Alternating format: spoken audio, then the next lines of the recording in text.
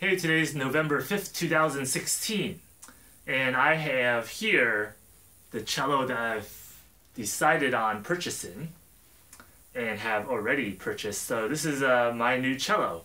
So of the ones that I've tried, I ended up going with the last one, mostly because I think the sound sort of resonated with me the most, a little bit deeper sound, as well as the playability of this particular cello was sort of more of what I was looking for.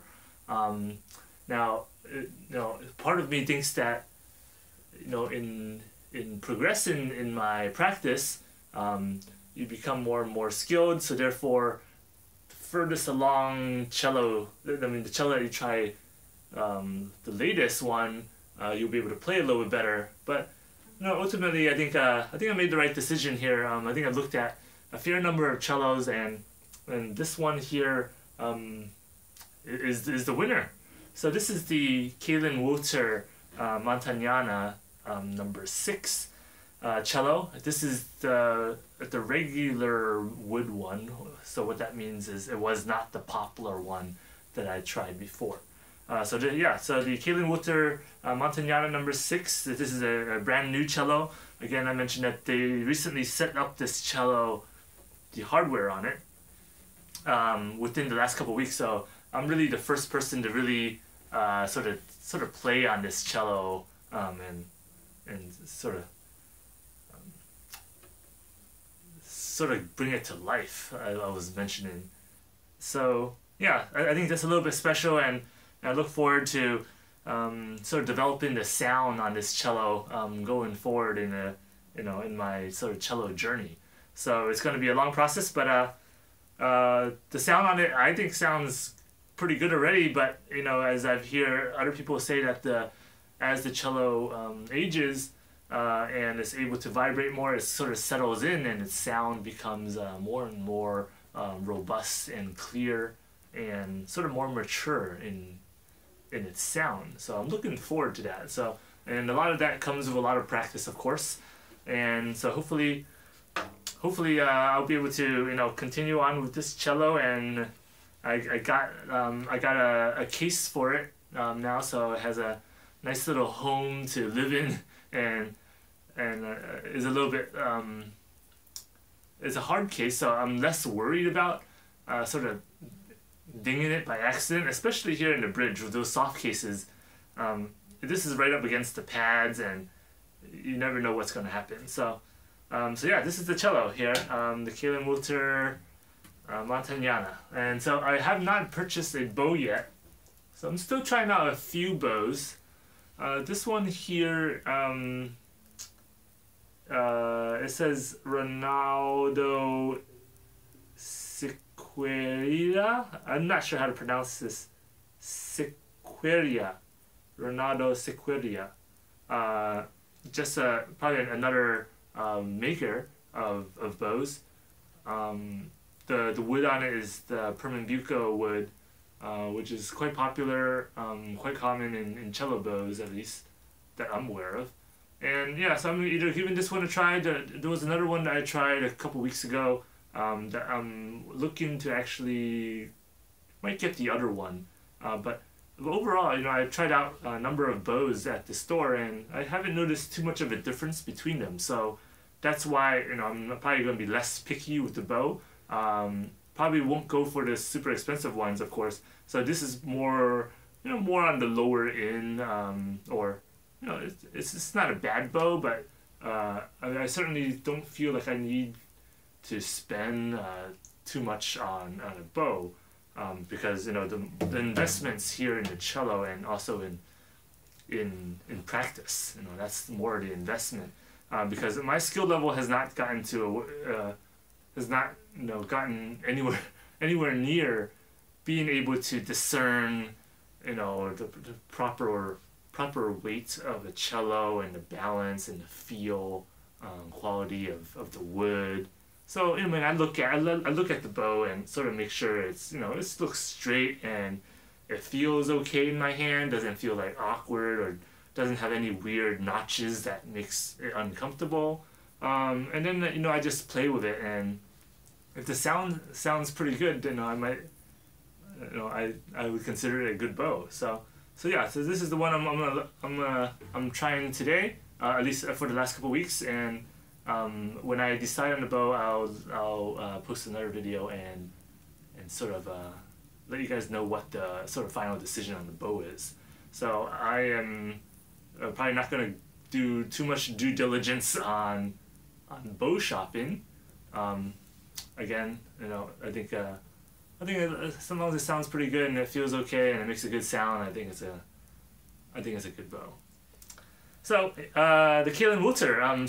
Another sort of new thing I mentioned in the last couple of videos, that I now have Volume 2 of the Zuki Cello School sort of learning method. They call it the Zuki Method. And I mentioned that I'm probably going to continue on with this sort of method of learning. It comes with a CD. You can also listen to it online.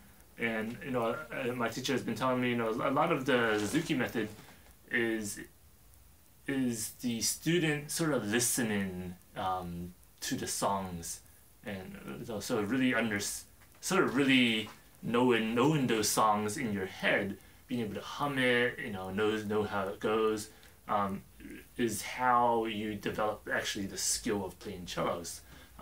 So sort of that the methodology behind that is that as with learning to speak a language, you listen to the language first, and by listening to the language, then you learn to sort of speak the language. And after you learn to speak the language, sort of making those tones on your instrument, that then maybe further on, perhaps I should be at that level already, but not quite. But further on, to be able to then, after you learn to listen, you learn to speak, and then you learn to read. So in terms of reading music, I'm still relying quite a bit on the finger numbering that's denoted on some of these pieces. Not all the pieces have the numberings, and sometimes if it's a repeat of a segment, they'll leave the numbers out, and I might get a little lost there in the beginning. But over time, you train your fingers, and you train your mind, and you train your hand to sort of be able to just do that naturally. So overall, I mean, it's a pretty exciting time for me to finally have settled on a cello. It's a big investment, and it's an investment in something that hopefully will provide fulfillment in my life. Having music in your life is something that is pretty. I'm pretty grateful for being able to have it. So hopefully in your cello journey as well, that you can let it become a part of your life that always provides fulfillment, and even with some of the frustrations and some of the difficult things that you're trying to learn, you might not be able to get it right away. I'm certainly, I feel like when I see some of the other players that are far more advanced than I am in maybe even a shorter amount of time, I'm like, oh man, I wish I could play that well as well.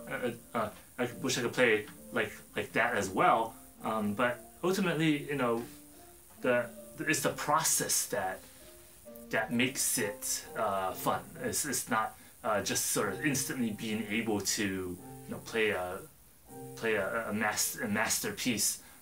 Though that would be amazing. It really is the sort of the process and the journey that is what makes it special.